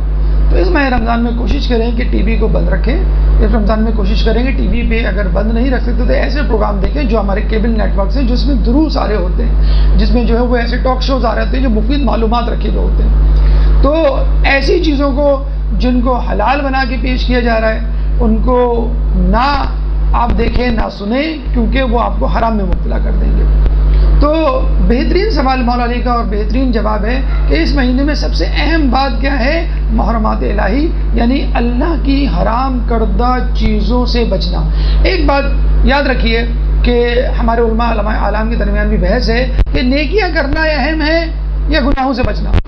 تو کہا جاتا ہے کہ گناہوں سے بچنا. کیوں؟ آپ دیکھ لیجئے روزہ سورہ بقرہ آیت نمبر 183 کا کیا حکم ہے؟ یا ایھا الذین آمنوا کتب علیکم الصیام کما کتب علی الذین من قبلکم لعلکم تتقون. کہاں جا کر آپ کے مقصد واضح کیا گیا روزے کے؟ تتقون، تاکہ تم متقی بن جاؤ. اگر آپ عربی گرامر دیکھیں تو اس میں تتقون کا جو مادہ ہے وقع یقی، یعنی بچہ یا بچتا ہے، یعنی بچنے کو کہتے ہیں. تقویٰ بچنے کا نام ہے. کس سے بچنا؟ گناہوں سے بچنا. اصطلاحاً اس کے معنی کیا ہوں؟ گناہوں سے بچنا. تو بس آپ یہ سمجھ لیجئے، ایک مثال اگر ہم دیں تو ہم یہ کہیں گے کہ دیکھیں آپ کے پاس ایک برتن ہے، کشکول ہے، اور آپ کو چاہیے خالص پانی. ٹھیک ہے، پہلی بات تو یہ کہ آپ اس برتن کو اس کے اندر موجود غلاظت سے صاف کریں. اس میں زہر ہے، اس میں کیچڑ ہے، اس میں جو ہے وہ پتھر کنکر ہیں. آپ کا پہلا فرض کیا بنے گا؟ کہ اس کشکول کو خالی کریں. دوسرا مرحلہ کیا ہے؟ خالص پانی کی تلاش. کوئی کہے گا بھائی نل سے لے لو، کوئی کہے گا بھائی فلٹر والے پانی سے لے لو، کوئی کہے گا کہ آپ جو ہے وہ منرل واٹر لے لیں. اگر کوئی یہ کہے کہ باہر بارش ہو رہی ہے اور بارش کا پانی خالص ترین ہوتا ہے تو آپ کو بتائیے کتنے منٹ لگیں گے؟ سیکنڈز بھی نہیں لگیں گے. تو ماہ رمضان میں اللہ کی رحمتوں کی بارش ہو رہی ہے، آپ اس دل کا کشکول گناہوں سے خالی کر دیں، بھرنا اللہ کا کام ہے.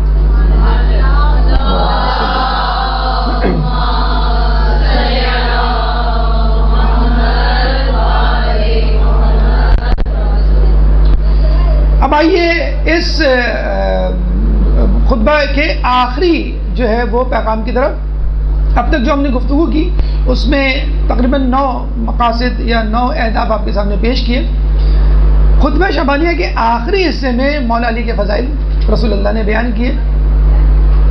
اور عجیب بات ہے کہ اس خطبے کو اگر آپ غیر شیعہ منابع اور مصادر میں آپ دیکھیں تو افسوس کے ساتھ کہنا پڑتا ہے کہ مولا علی کے ان فضائل کو جو ہے وہ ہٹا دیا گیا، حذف کر دیا گیا. تو کہتے ہیں کہ خطبہ شعبانیہ جیسے ہی ختم کیا، دیکھا جائے تو اس کا تتمہ ہے یا اس کا اپینڈکس ہے یا اس کے ساتھ کی چیز ہے، بالکل اسی طرح جس طرح اعلان غدیر حجت الوداع کا تتمہ ہے. جب تک اعلان غدیر آپ نہیں سن لیتے حجت الوداع مکمل نہیں ہوگا. تو وہ خطبہ کمپلیمنٹ کرتا ہے، مکمل کرتا ہے خطبۃ الوداع کے ادھورے پن کو. جس طرح فضائل علی مکمل کر رہے ہیں خطبہ شعبانیہ میں موجود ماہ رمضان کے فضائل کو. تو ماہ رمضان کے فضائل بھی ہیں اور اس میں مولا علی کے فضائل بھی ہیں. کہتے ہیں خطبہ شعبانیہ کے اختتام پر رسول اللہ گریہ کرنا شروع کر دیتے ہیں. تو مولا فرماتے ہیں یا رسول اللہ آپ گریہ کیوں کر رہے ہیں؟ تو رسول اللہ فرماتے ہیں کہ علی میں گریہ اس لیے کر رہا ہوں کہ اس مہینے میں تمہارا خون بہایا جائے گا. میں گویا تمہاری شہادت کا منظر دیکھ رہا ہوں کہ تم سجدے میں ہو اور اولین و آخرین کا شقی القلب شخص تمہارے سر پہ وار کر رہا ہے اور تمہاری داڑھی اور تمہارا چہرہ تمہارے خون سے خضاب ہو رہا ہے. مولا فوراً فرماتے ہیں یا رسول اللہ کیا میرا ایمان اس وقت سلامت ہوگا؟ رسول فرماتے ہیں ہاں تمہارا ایمان اس وقت سلامت ہوگا. اب یہاں دیکھیے کہ اگر ہم سے کہا جائے کہ تم فلاں دن فلاں مقام پر فلاں دشمن سے مقابلہ کرو گے اور تمہارے سر پہ اس طرح وار کیا جائے گا اور تمہیں زخمی کیا جائے گا، تو ہم سب سے پہلے پوچھیں گے کہ ہمارا دشمن کون ہے. ہم سب سے پہلے یہ پوچھیں گے ہم اس کا مقابلہ کیسے کریں. ہم یہ پوچھیں گے بھائی اس موت سے ہم کیسے بچ سکتے ہیں. لیکن مولا کیا پوچھ رہے ہیں؟ کیا میرا ایمان سلامت رہے گا؟ اس کا مطلب کیا ہوا کہ انسان کو سب سے پہلے اپنے ایمان کی فکر ہونی چاہیے. انسان کو سب سے پہلے یہ فکر ہونی چاہیے کہ میرا خدا مجھ سے راضی ہے کہ نہیں.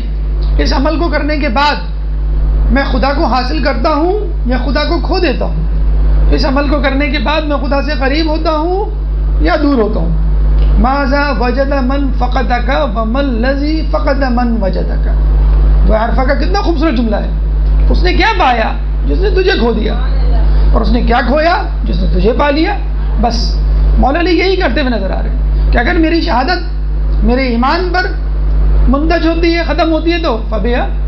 اور یہی بات مولا حسین کہتے ہوئے نظر آتے ہیں اے تلوارو اگر تم اے دشمنوں اگر تم سمجھتے ہو کہ میری جان لینے سے اسلام بچ جائے گا تو تم آؤ اور مجھ پر حملہ کر دو. تو اصل چیز ہے انسان اپنے ایمان کی فکر کرے چاہے کیسی کیوں نہ حالات ہو. تو مولا علی کا یہ اطمینان بتلا رہا ہے کہ انسان کو سب سے زیادہ فکر اپنے ایمان کی ہونی چاہیے. پھر ہم دیکھتے ہیں کہ رسول اللہ مولا کی شہادت کے بعد یہ بھی بتلا دیتے ہیں کہ اس شہادت کا انجام کیا ہوگا. اس شہادت کے نتیجے میں اس عمل کو، اس عمل قبیح فعل کو انجام دینے والے کا انجام کیا ہوگا، اور جو لوگ اس سے محبت کریں گے ان کا کیا انجام ہوگا، جو تم پر گریہ کریں گے ان کا انجام کیا ہوگا. کہتے ہیں کہ دنیا میں دو شقی ترین افراد گزرے ہیں. ایک وہ شخص کہ جس نے صالح علیہ السلام کی اونٹنی کی ٹانگیں کوچے کاٹی تھی. قدار بن سلف اس کا نام تھا. اس کے بعد باقی لوگوں نے اس اونٹنی پر حملہ کیا تھا. اور دوسرا شقی ترین جو قدار بن سلف سے بھی زیادہ شقی ترین دشمن تھا اور وہ تھا عبد الرحمن ابن ملجم، جس کے بارے میں کہا جاتا ہے کہ خوارج نے جو علی کے دشمن تھے پروگرام بنایا تھا کسی طرح کہ ہم جو ہے وہ علی کو قتل کریں. حاکم شام نے ایک خوارج کو جسے کہتے ہیں کہ بلایا اور اس سے کہا کہ تمہیں جو ہے وہ یہ کام کرنا ہے. جب وہ کوفے میں داخل ہوتا ہے تو قدامہ نامی عورت، قدامہ نامی لڑکی کے عشق میں گرفتار ہو جاتا ہے اور اتفاق سے وہ بھی علی کی دشمن. تو اس نے کہا تھا کہ تم اگر علی کا سر میرے مہر میں دے دو تو میں تم سے شادی کے لیے تیار ہو جاؤں گا. اور اسی قدامہ کی محبت میں اور حاکم شام کی لالچ میں اس شخص نے جو ہے وہ یہ فعل انجام دیا. اب آپ دیکھ لیجئے ایک بات ہمیشہ ذہن میں رکھیے کہ جو والدین ہوتے ہیں وہ اپنے بچوں کی شخصیت سازی کرتے ہیں. کہتے ہیں کہ یہی قدامہ جب اپنے باپ کے ساتھ اپنے گھر میں بیٹھی تھی تو کوفے کے بازاروں میں ایک شور اٹھا. قدامہ کا والد باہر کھڑکی سے جھانکتا ہے تو دیکھتا ہے کہ لوگ وہاں پر اپنی دو گروہ ہیں اور دو گروہ اپنی اپنی طرف دعوت دے رہے ہیں لوگوں کو. واپس آ کے بستر پہ بیٹھتا تو قدامہ پوچھتی بابا کیا دیکھ رہے تھے؟ تو اس کا والد جواب دیتا ہے کہ میں دیکھ رہا تھا کہ دو افراد ہیں، ایک علی کے ماننے والے اور ایک حاکم شام کے ماننے والے، اور دونوں اپنی اپنی طرف دعوت دے رہے ہیں. تو قدامہ اپنے والد سے پوچھتی ہے بابا پھر تم نے کیا فیصلہ کیا؟ تو قدامہ کا باپ کہتا ہے کہ بیٹا میں ابھی کسی نتیجے پہ نہیں پہنچا. تو قدامہ بڑا خوبصورت جملہ کہتی ہے کہ بابا واہ واہ بابا واہ، ساری زندگی سجدے میں گزار دی اور کہیں بھی نہیں پہنچے. جو والدین عمر پر شکوک و شبے میں مبتلا رہتے ہیں، جو والدین خود اپنے عقیدے کے انحراف کا شکار رہتے ہیں، ان کی اولادیں پھر اس طرف نکل پڑتی ہیں کہ وہ بھی اہل بیت کی دشمن بن جاتی ہیں. پھر اس نے عبد الرحمن ابن ملجم کے ساتھ مل کر جو ہے یہ قبیح فعل انجام دلوایا. بہرحال اب یہاں پہ علی کے قتل اور علی کی شہادت سے ہمیں کیا پیغام ملتا ہے؟ مولا رسول اللہ آگے بڑھ کر یہ فرماتے ہیں، جو خطبہ شعبانیہ کا 11واں پیغام ہے کہ اے علی، جس نے تمہیں قتل کیا اس نے مجھے قتل کیا، جس نے تم سے دشمنی کی اس نے مجھ سے دشمنی کی، جس نے تم کو ناسزا کہا اس نے مجھ کو ناسزا کہا. اب یاد کیجئے اس حدیث کو کہ جس میں رسول اللہ فرماتے ہیں کہ فاطمہ، جس نے تم کو ناراض کیا اس نے مجھ کو ناراض کیا، جس نے مجھ کو ناراض کیا اس نے اللہ کو ناراض کیا، اور جس نے اللہ کو ناراض کیا وہ اپنا ٹھکانہ جہنم میں بنا لے. علی کے لیے بھی بعین ہی وہی الفاظ اور فاطمہ کے لیے بھی وہی الفاظ. پھر رسول فرماتے ہیں، اے علی تم میرے نفس جیسے ہو، اے علی تمہاری فطرت میری فطرت ہے، اے علی اللہ نے مجھ کو اور تم کو منتخب کیا، مجھ کو نبوت کے لیے منتخب کیا، تم کو امامت کے لیے منتخب کیا. اب جو تمہاری امامت کا انکار کرے گا وہ میری نبوت کا انکار کرے گا. تو اب یہاں بھی یہ بات طے ہو گئی کہ جو علی کے دشمن ہیں وہ رسول کے بھی دشمن ہیں، اور جو علی کی امامت کے منکر ہیں وہ رسول اللہ کی نبوت کے بھی منکر ہیں. تو جو انسان کو خلیفہ نہ ماننے کی وجہ سے اپنی عبادتوں کو حمد کروا بیٹھا، یعنی ملعون شیطان ابلیس، تو وہ شخص اپنے اعمال اپنے ہاتھ سے کیوں نہیں کھو بیٹھے گا جو ولایت علی کا منکر ہے. ایک درود پڑھ دے محمد والے محمد.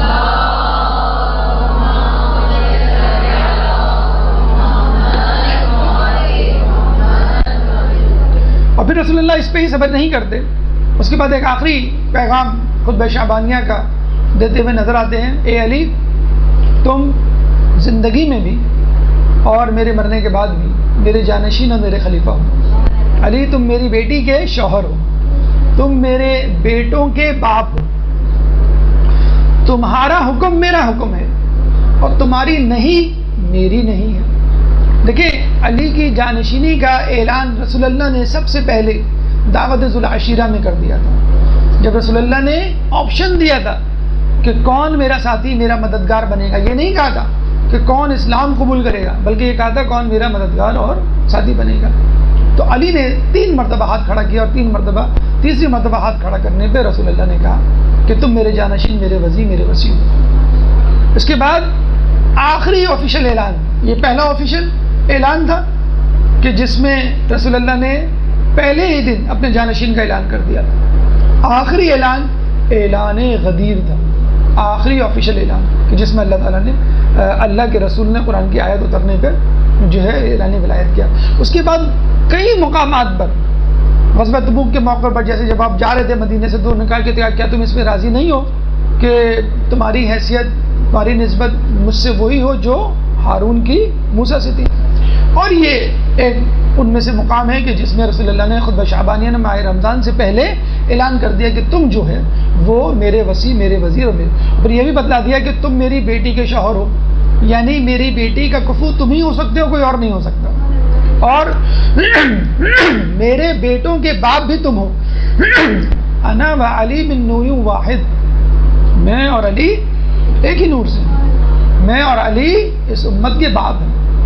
تو ابناءنا ابناؤکم وانفسنا وانفسکم کی منزل سورہ آل عمران میں جو آیت مباہلہ ہے جس میں کہا گیا ہے کہ تم اپنے نفسوں کو لاؤ، ہم اپنے نفسوں کو لائیں، تو یہ وہی نفس رسول ہے جس کا اعلان رسول اللہ خطبہ شعبانیہ میں کر رہے ہیں. ابناءنا ابناءکم کو اگر سمجھنا ہے تو آپ خطبہ شعبانیہ کو سمجھیے کہ کس طرح حسن و حسین اللہ کے بیٹے بنے. تو یہ وہ خطبہ شعبانیہ ہے کہ جس میں رسول اللہ نے ماہ رمضان کے فضائل بیان کیے، اعمال ماہ رمضان بیان کیے، فضائل علی کو بیان کیا. اللہ تعالیٰ سے دعا ہے کہ ہمیں ماہ رمضان میں اعمال ماہ رمضان کرنے کی توفیق عطا فرما، شب بیداری کرنے کی توفیق عطا فرما، روزوں کا حق ادا کرنے کی توفیق عطا فرما، اس طرح کے روزے رکھنے کی توفیق عطا فرما جو اللہ کی بارگاہ میں قبول ہو جائیں، تعلیمات اہل بیت پر عمل کرنے کی توفیق عطا فرما، قیامت کے دن ان کی شفاعت سے بہرے مند فرما، امام کے ظہور میں تعجیل فرما اور ہمیں ان کے انصار و اعوان میں شامل فرما۔ ربنا تقبل منا انک انت السمیع العلیم وتب علینا انک انت التواب الرحیم برحمتک یا ارحم الراحمین۔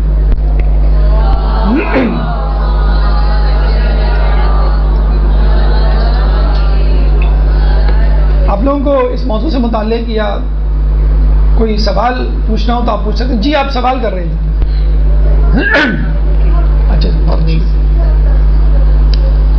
جی،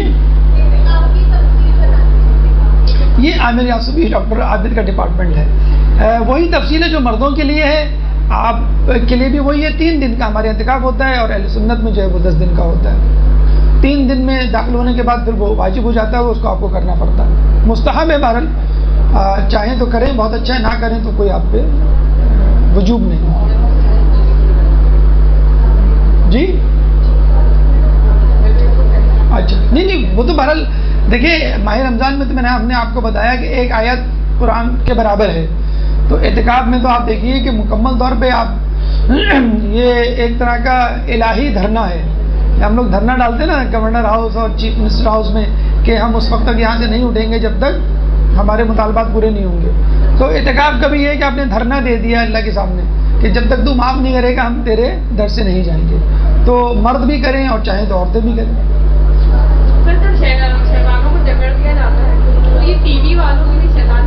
نہیں اصل میں دیکھیں میں آپ کو بتاؤں کہ اب ہم جو ہے نا خود شیطان بن، ٹی وی والے نہیں، ہم اپنی بات کر لیں پہلے، ہم خود اتنے شیطان بن چکے ہیں کہ ہمیں خود بھی جو ہے محسوس نہیں ہوتا۔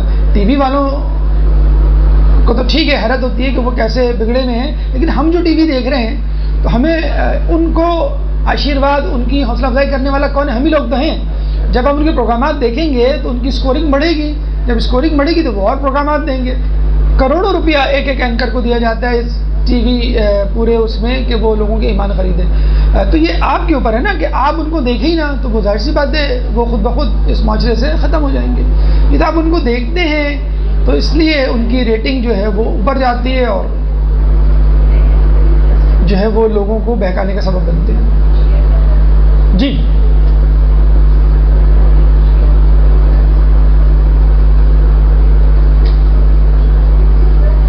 جی مسجد ہی وہ اہل سنت میں ہے گھر۔ جی ہمارے پاس ٹائم ہے، آپ لوگ چاہیں تو سوالات کر لیں ماہ رمضان کے حوالے سے۔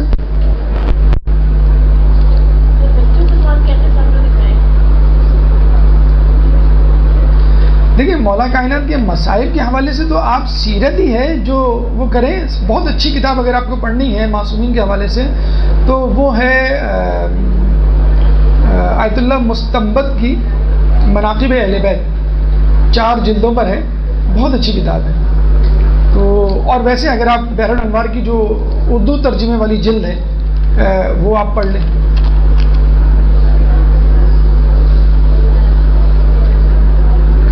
جی اخلاقی حوالے سے کوئی سوال نہیں؟ دیکھیں درود پڑھنا تو رسول اللہ کے نام پہ آنے پہ ویسے بھی واجب نہیں ہے، تو نماز میں کیوں واجب ہوگا؟ ٹھیک ہے جواب دینا واجب ہے لیکن وہ اسی طرح جو وہ کہے۔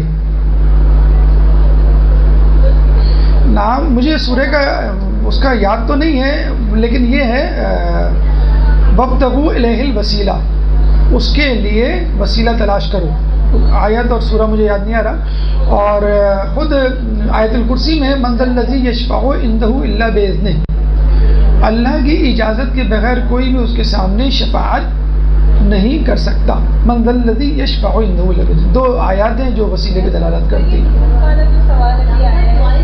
وہ کہہ رہی ہے کہ نماز کے دوران اگر رسول اللہ کا نام سنیں تو کیا درود پڑھنا واجب ہے؟ تو ویسے بھی واجب نہیں ہے لیکن بہرحال مستحب ہے، لیکن نماز میں تو نہیں پڑھ سکتے کیونکہ اس کا حصہ نہیں ہے۔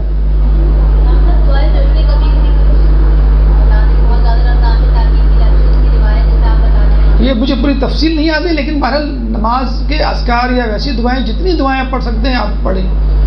جوشن کبیر جو دعا ہے اس میں خود اوپر اس کی فضیلت اور روایت لکھی ہوئی ہوگی.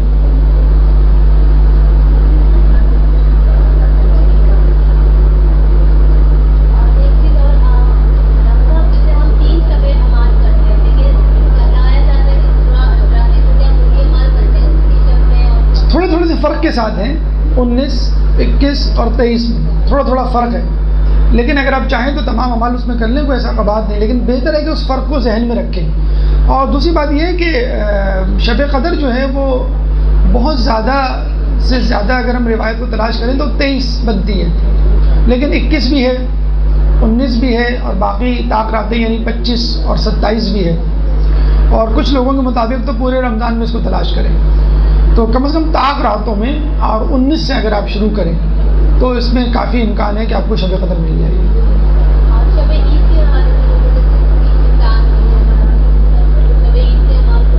ہاں اس میں بھی شب عید کے اعمال موجود ہیں، لیکن بہت زیادہ تفصیل سے نہیں ہے. مطلب 2 رکعت نماز ہے، اس میں ایک مرتبہ قل اللہ، ایک میں جو ہے 50 یا 100 مرتبہ وہ پڑھنی پڑتی ہے، اور کچھ سورے ہیں. تو وہ بہتر ہے کہ چاند رات جو ہے وہ آپ بازار میں گزارنے کی بجائے مسجد میں ایمان بارگاہ میں گزاریں، اور شاپنگ وغیرہ پہلے ہی اس سے کر لیں. دیکھیں شیطان چاند رات کو جو ہے وہ نکلتا ہے. مطلب جیسے آپ کو عید کا چاند نظر آیا تو کچھ لوگ خوشی اسی وجہ سے ہوتی ہے کہ جو ہے وہ میرا یار آ گیا مجھ سے ملنے کے لیے. تو لوگ جو ہے وہ تارک روڈ چلے جاتے ہیں، کوئی صدر چلا جاتا ہے، کوئی کہیں چلا جاتا ہے. تو بس اس سے آپ کو بچنا ہے. یہ بہترین طریقہ ہے اعمال کرنے کا چاند رات. جب آپ اعمال میں مصروف ہوں گے تو انشاءاللہ جو تقویٰ ہے ماہ رمضان کا وہ آپ کا بچا رہے گا. اور کوشش کریں کہ جو ماہ رمضان کا تقویٰ ہے وہ عید اور عید کے بعد بھی باقی رہے. تو ہم جو مستحب روزوں کی بار بار آپ کو تاکید کرتے ہیں وہ اس لیے کرتے ہیں کہ ماہ رمضان کا تقویٰ جو ہے وہ آپ ماہ رمضان کے بعد نہ کھو دیں. باقاعدہ حدیث میں آیا ہے، نہج الفصاحہ کی حدیث ہے کہ لوگوں پہ ایک ایسا وقت آئے گا کہ لوگ فقط ماہ رمضان میں عبادت کریں گے. تو آپ دیکھ لیجئے کہ بعض اوقات جو ہے وہ ماہ رمضان میں لوگ اتنی عبادت کرتے ہیں کہ آدمی کو حیرت ہوتی ہے. اور پھر وہی عبادت اگر آپ ٹی وی ہی کی مثال لے لیں تو یہ بہترین مثال ہے کہ ٹی وی اینکر سیلیبریٹیز اور فلمی اداکار، صداکار، گلوکار جو ہیں وہ احادیث اور روایات اور آیات سنا رہے ہوتے ہیں، اور ماہ رمضان کے بعد وہ غائب ہو جاتا ہے. تو یہی حال کچھ لوگوں کا بھی ہوتا ہے، مسلمانوں کا، مومنوں کا، کہ ماہ رمضان میں وہ عبادت گزار بنتے ہیں، روزے دار بن جاتے ہیں، ماہ رمضان کے بعد بالکل جسے کہتے ہیں کہ وہ پہچان میں نہیں آتے. تو ماہ رمضان ایک ٹریننگ، ایک تمرین ہے، ایک مشق ہے. اس مشق کو مینٹین رکھنا ہے. کس طرح مینٹین رکھنا ہے؟ گاہے بگاہے روزے رکھ کر. جو مستحب روزے ہوتے ہیں، جیسے پیر کا روزہ ہوتا ہے، جمعے کا روزہ ہے، یا 10 تاریخ سے پہلے کا روزہ ہے، یا جو اہم ترین روزے آتے ہیں، 17 ربیع الاول ہے، 25 ذوالقعدہ ہے، اور 18 ذی الحج ہے، 27 رجب ہے، اور دیگر جو روزے آتے ہیں، ماہ شعبان کے روزے، ماہ رجب کے روزے. کوشش کریں ان روزوں کو آپ کسی طرح رکھیں تاکہ ماہ رمضان کا تقویٰ پورے سال جو ہے وہ مینٹین کریں. ہمارے شوال میں 6 روزے رکھے جاتے ہیں. ہماری اتنی زیادہ مستند روایت نہیں اہل سنت میں ہے، لیکن آپ ویسے جو مستحب ہوتے ہیں جیسے پیر کا روزہ ہوتا ہے تو وہ ہاں ان کیا ہے، ہمارے یہاں اتنی زیادہ اس کی وہ نہیں ہے روایت. تاکہ 2 سوال ہیں. ایک سوال یہ کہ بچوں کے ساتھ کیسے صبر کا مطلب بالکل پیک پہ پہنچ جاتی ہے واقعہ بھی ہے. اور دوسری بات ہے گھر کے دوسرے افراد میں اگر ہم غصہ نہیں کریں تو دوسرے افراد میں وہ غصہ کر رہے ہوتے ہیں جو چڑھا رہے ہوتے ہیں، اس چیز کو کیا دیکھیے. بھائی دیکھیے روزہ اور بچوں کے حوالے سے جو بالغ بچے ہیں ان پہ تو فرض ہے. جو نابالغ بچے ہیں لیکن وہ بھی رکھ رہے ہوتے ہیں شوق میں. ہمارے مدرسے میں ایک بچہ ہے، اس نے پورے رجب اور شعبان روزے رکھی. رجب اور شعبان، رمضان تو خیر انشاءاللہ رکھے گا وہ. جب ہم نے انویسٹیگیشن کی تو پتہ چلا کہ ان کی امی نے بھی رجب اور شعبان میں رکھے. مزید انویسٹیگیشن کی تو میں اتنی حیرت ہوئی کہ ان کے والد صائم الدہر ہیں، پورے سال روزہ رکھتے ہیں. اب مولانا نہیں ہے کہ بالکل فارغ کہ وہ رکھ رہے ہیں، جاب کرتے ہیں باقاعدہ، MBA مینجمنٹ، ایک اچھی جاب ہے ان کی، کمپنی میں اچھی پوسٹ ہے، آفس بھی جاتے ہیں روزانہ، پورے سال روزہ رکھتے ہیں. تو دیکھیں اس معاشرے میں اس جگہ ایسے لوگ موجود ہیں صائم الدہر. تو رجب شعبان کے رکھنے والے بھی موجود ہیں، اور بچہ وہ ہے بڑی مشکل سے اس نے ایک روزہ جو ہے وہ توڑا تھا. وہ ہمارے ہی کہنے پہ ہم نے جو اس کو کھلوایا تھا، مطلب وہی روزہ اس کا جو ہے وہ روزہ کھلا، لیکن اس کے بعد اس نے رجب شعبان پورے ماہ ماشاءاللہ روزے رکھے. تو یہی ہم کہہ رہے ہیں. اچھا بچوں کے حوالے سے یاد رکھیں، جگہ آپ جب خود عادت ڈالیں گے نا اپنی عادت، تو بچے کاپی کر دیں.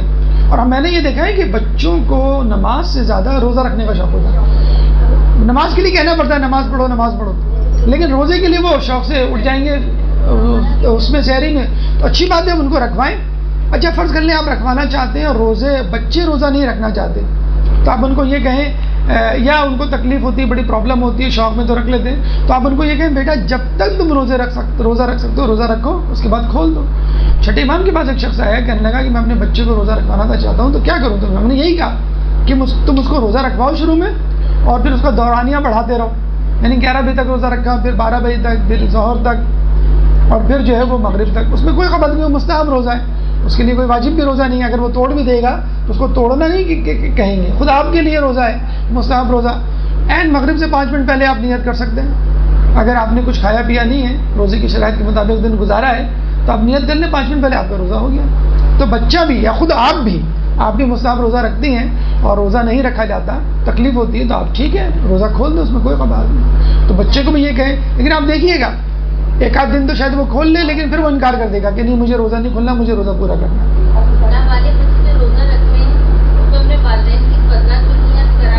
نہیں نابالغ بچے کا تو وہ کاؤنٹ ہی نہیں ہوگا نا وہ روزہ کہ وہ واجب روزے کی قضا میں شامل ہو جائے.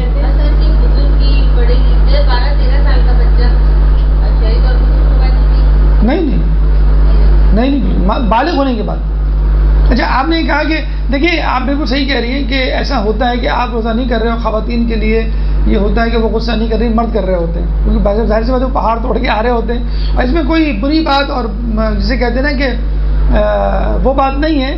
یقیناً آپ سے زیادہ مرد جو ہے سزاوار ہے کہ اس کا خیال رکھا جائے، کیونکہ وہ باہر دھوپ سے واپس گھر میں آ رہا ہوتا ہے، چاہے اگر دھوپ میں نہ بھی ہو، فرض کر لیں وہ گاڑی میں اے سی ہے اور دفتر میں اے سی ہے، لیکن بہرحال ایک اسٹریس ہوتا ہے.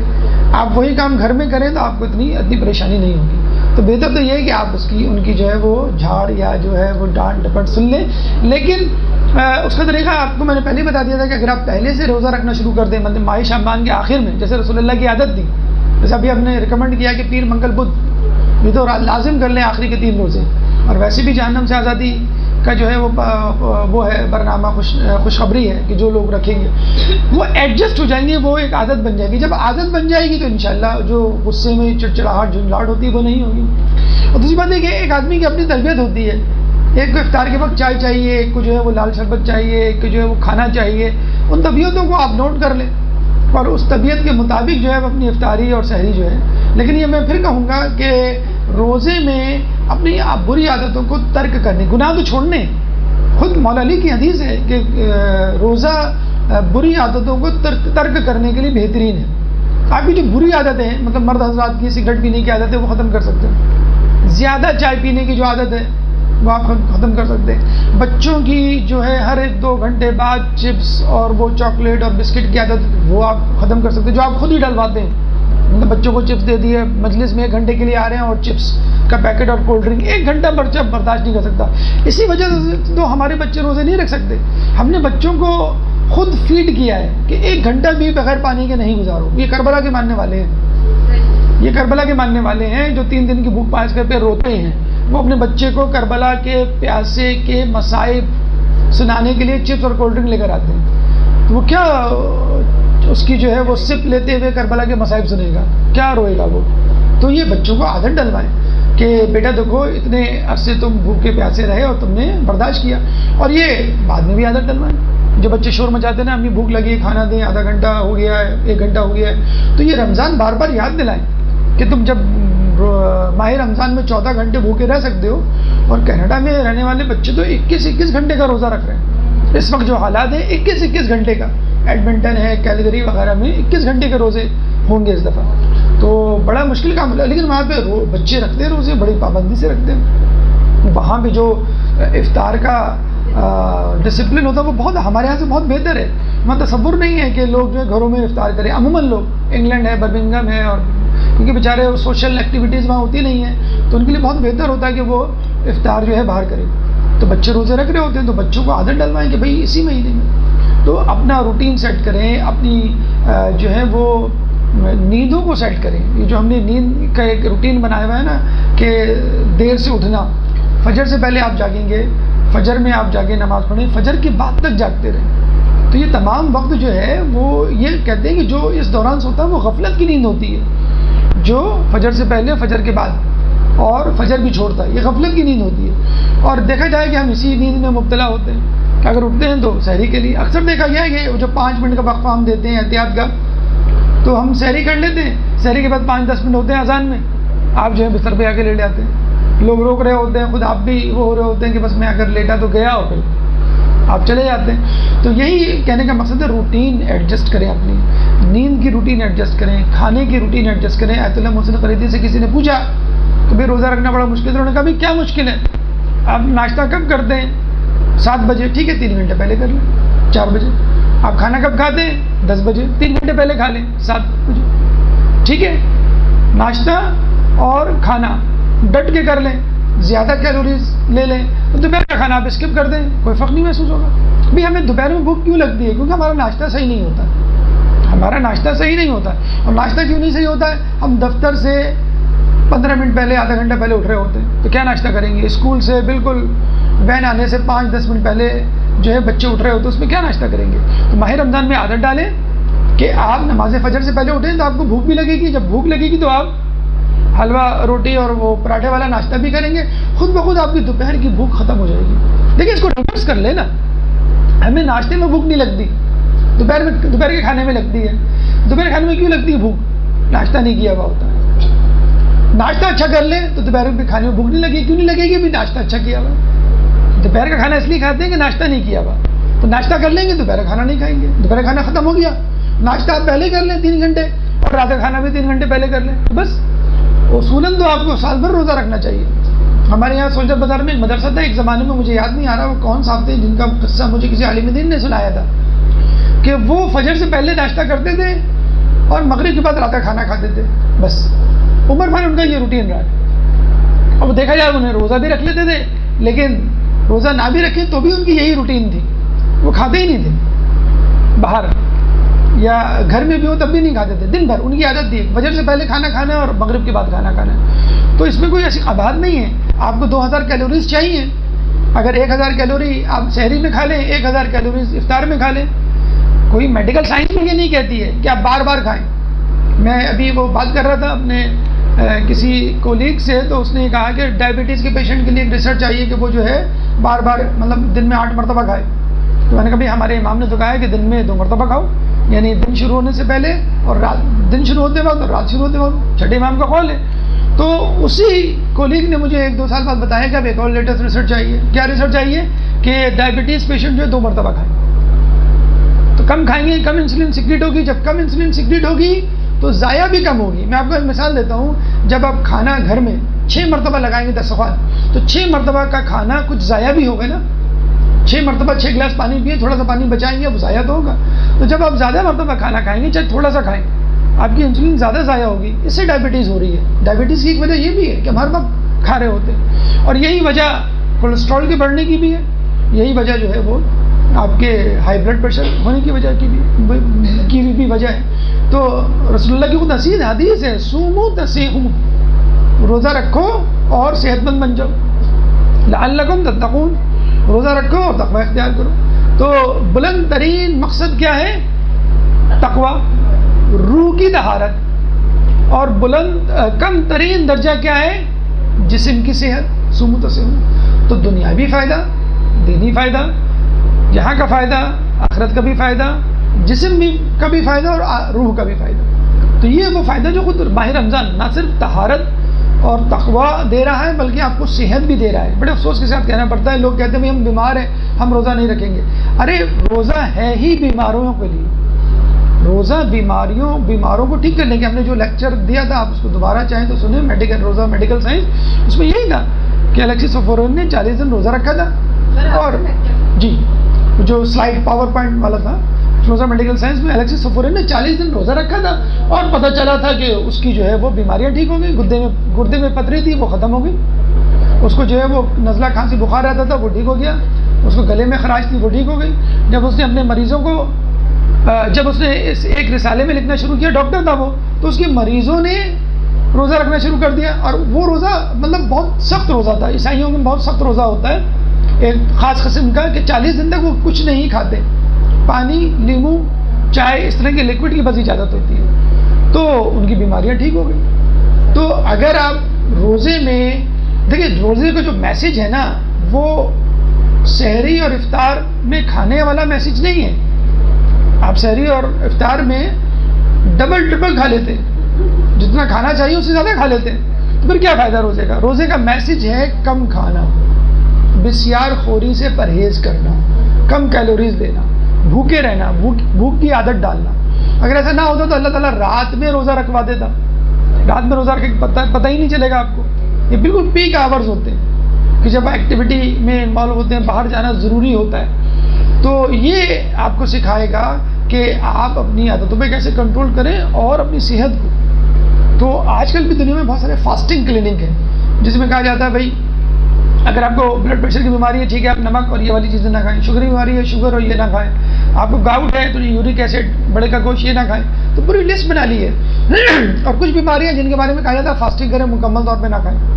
باقاعدہ میں ابھی پڑھ رہا تھا شکاگو میں غالباً کوئی گروپ ہے جو روزہ رکھتا ہے، روزہ تو نہیں رکھتا، وہ فاقہ کرتا ہے، فاسٹنگ کرتا ہے، منگل کو صبح کا بریک فاسٹ کرتا ہے اور بدھ کو لنچ کرتا ہے۔ ہر ہفتے انہوں نے ایک ٹائمنگ سیٹ کی ہوئی ہے، منگل کو صبح ناشتہ کریں گے، اس کے بعد اگلے دن بدھ کو دوپہر میں کھانا کھائیں گے، اور ایک ہوٹل میں جمع ہو جاتے ہیں سب، وہ ایک گروپ بن گیا ہے، ایک فاسٹنگ گروپ۔ تو وہاں سب بیٹھ کے کھانا کھاتے ہیں۔ جب ان سے پوچھا کہ بھائی آپ کیسے محسوس کرتے ہیں؟ کہتے ہیں ہم بہت اچھا محسوس کرتے ہیں، ہماری بھوک کنٹرول ہو گئی ہے اور ہم بھوک کے دوران آفس کا کام بہت اچھی طرح کرتے ہیں۔ ہمارے الٹا معاملہ ہے، بھائی روزے میں پڑھا نہیں جاتا۔ اللہ نے علم کو بھوک میں چھپا کے رکھا ہے، حدیث قدسی ہے موسیٰ علیہ السلام کو، اللہ نے علم کو بھوک میں چھپا کے رکھا ہے، لوگ اس کو پیٹ شکم سحری میں تلاش کرتے ہیں۔ یہ بس ہم نے ایک ذہن میں بٹھایا ہوا ہے۔ وہی ڈاکٹر عابد کا وہ لیکچر بھی انشاءاللہ آپ سن لیں گے کہ جن کے امتحانات ہوتے ہیں وہ کیا کریں۔ تو آپ جو ہے قیلولہ کر لیں، جو کہ رسول کی حدیث ہے کہ جب تم سوتے ہو دوپہر میں یعنی دن میں تو اللہ تمہیں کھلا بھی دیتا ہے، پلا بھی دیتا ہے۔ اور یہ میڈیکل ریزن بھی سن لیں کھلانے پلانے کا، جب آپ سحری میں کھانا کھاتے ہیں یا بریک فاسٹ میں کھانا کھاتے ہیں تو کچھ کھانا تو اسی وقت یوٹیلائز ہو جاتا ہے اور کچھ کھانا لیور میں چلا جاتا ہے۔ لیور کیا ہے؟ آپ کا فریج ہے۔ دوپہر میں امی بعض وقت کھانا نہیں پکاتی، بھی ناشتہ بہت زیادہ تھا تو بھائی فریج میں رکھا، فریج میں سے لے لو۔ تو جب آپ کھانا کھاتے ہیں سحری میں اور دوپہر میں بھوک لگتی ہے تو اللہ کے رسول کہتے ہیں سو جاؤ۔ جب تم سو گے تو جو آپ کے جسم کا فریج ہے یعنی لیور وہ کھانا ریلیز کرتا ہے اور پوری باڈی کو وہ کھانا مل جاتا ہے۔ اس کا ایک فائدہ تو یہ ہوتا ہے جو کھانا فریج میں رکھا ہوا وہ سڑتا نہیں ہے، لیور میں جو کھانا اسٹور ہوا وہ سڑے گا نہیں، اور دوسری بات یہ کہ آپ کو اضافی کھانے کی ضرورت نہیں پڑے گی۔ اور آپ نوٹ کیجئے گا کسی دن، خود پریکٹیکلی نوٹ کیجئے گا، سحری کی ہم نے 12 بجے 1 بجے 2 بجے جو بھی سہولت ہو آپ کی وہ آپ اس میں سو جائیں 1-2 گھنٹہ۔ جب آپ اٹھیں گے تو آپ کو لگے گا میں نے جیسے لنچ کیا ہے، تو بریک فاسٹ بھی ہو گیا، لنچ بھی ہو گیا اور ڈنر، افطار ڈنر جسے کہتے ہیں، تو اتنا مشکل کام نہیں ہے۔ بس یہ ہم نے اپنے آپ کو مصروف کر لیا ہے بکری کی طرح جگالی، جیسے کوئی سگریٹ پی رہا ہے، کوئی پان کھا رہا ہے، کوئی چنگم کھا رہا ہے، کوئی چپس کھا رہا ہے، کوئی کولڈ ڈرنک پی رہا ہے، تو اس جگالی کو ختم کریں اور کھانے کو کم بنائیں، جیسے ہم نے بتایا نا کہ 2 وقت کا کھانا، اور یہی میسج ہے کم کھانا یا بسیار خوری سے پرہیز۔ اس میں تقویٰ بھی حاصل ہوگا انشاءاللہ، آپ کی جسم کی صحت بھی آپ کی سلامت رہے گی۔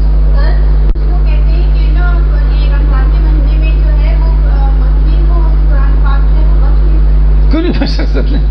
ماہ رمضان میں تو بخشنا چاہیے، کیونکہ ہم پڑھتے ہی ماہ رمضان میں اور اور دنوں میں تو پڑھتے ہی نہیں ہیں، کبھی بھی جب چاہیں بخشتے ہیں۔ بلکہ بہترین طریقہ کیا ہوتا ہے، مرحوم کی طرف سے اہل بیت کو ہدیہ کر دیں، آپ کو ثواب، مرحوم کو ثواب، اور اہل بیت جب ہدیہ لیں گے تو اہل بیت کسی کا احسان نہیں رکھتے، اس کے بدلے میں کچھ دیں گے ضرور آپ کو۔ اللہ جل اللہ جل یا مولا اللہ جل اللہ جل اللہ جل اللہ جل اللہ جل اللہ جل اللہ جل یا صاحب السماء اللہ جل اللہ جل اللہ جل